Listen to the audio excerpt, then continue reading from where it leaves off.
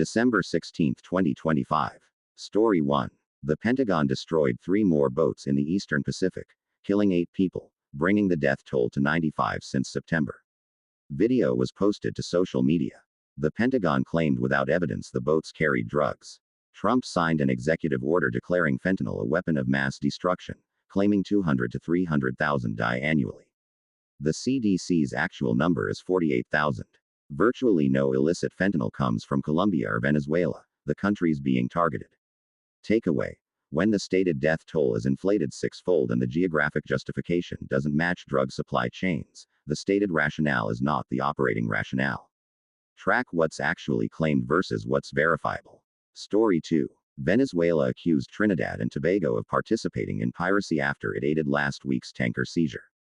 Trinidad and Tobago will grant U.S. forces airport access in coming weeks.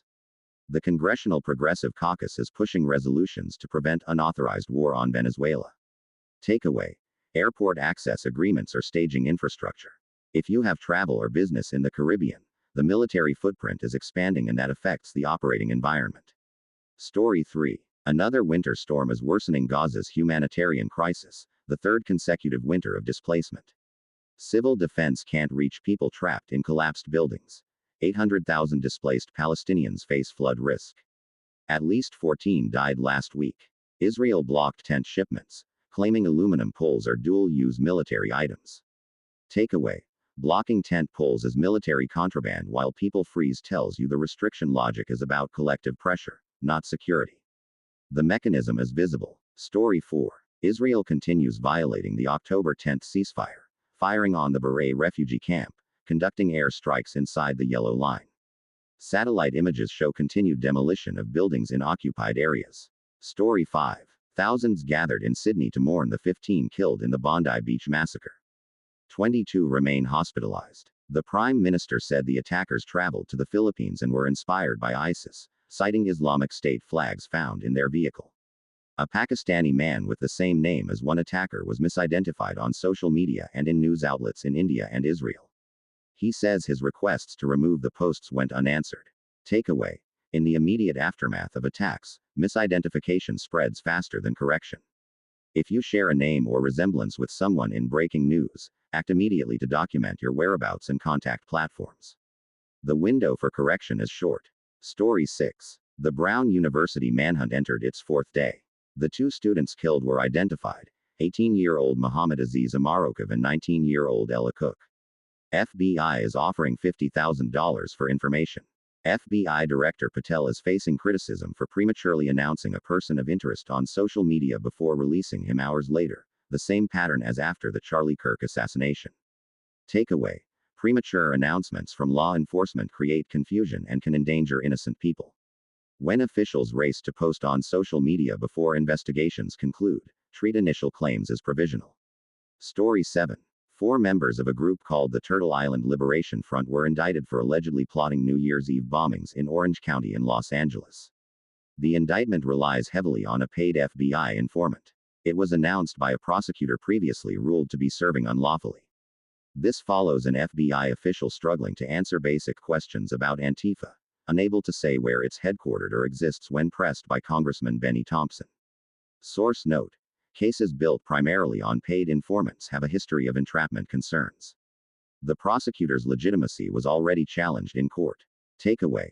When the person announcing charges was ruled to be serving unlawfully and the case depends on a paid informant, scrutinize the timing and sourcing. These details matter for evaluating whether something is prosecution or performance.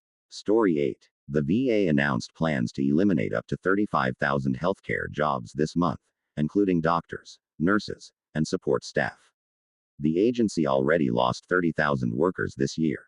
Vote Vets said Republicans want to strangle the VA until it gets privatized. Takeaway. If you or family members depend on VA care, this directly affects appointment availability and care quality.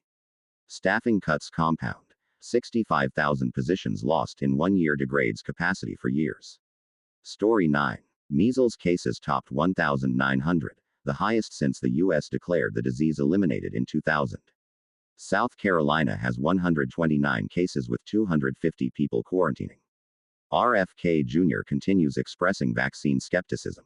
California's Governor Newsom appointed the fired CDC director and former chief medical officer to lead a new state public health network.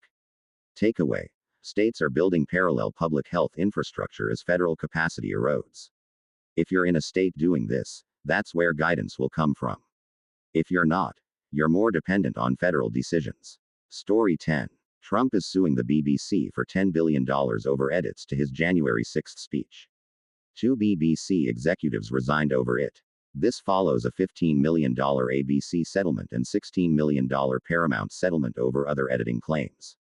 Takeaway: media organizations are settling rather than fighting. That changes editorial calculations about coverage. The lawsuits themselves, win or lose, function as pressure on future reporting. Story 11. Rob Reiner's son Nick was arrested for the murder of his parents. Trump posted that the killings were due to Rob Reiner's anti-Trump views, calling it Trump derangement syndrome. Republican Congressman Thomas Massie publicly criticized Trump, calling it inappropriate and disrespectful and challenging anyone to defend it. Trump doubled down at the White House, saying Reiner was very bad for our country. Takeaway: when members of the president's own party publicly break ranks, note who and on what. Massie's criticism and the silence of others both tell you something about where lines are and aren't. That's December 16th.